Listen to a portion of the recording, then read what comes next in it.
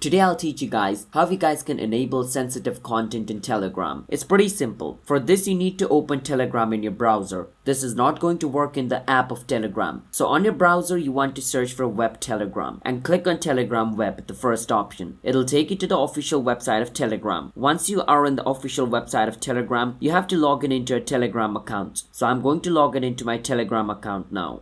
Now once you log in into your Telegram account, what you need to do is click on the three line at the top left of your screen. Once you click on the three dot, click on over here where it says settings. From over here, click on privacy and security. Once you're inside privacy and security, scroll a bit down and you will see the option called sensitive content. If you tick mark disable filtering, basically you have done it, and once you do that, your filtering will be disabled and you will be able to see any content on your Telegram. So that is how you guys can disable or enable sensitive content in Telegram. Hit the subscribe to our channel, how to guide for future videos like this. I'll see you guys next time.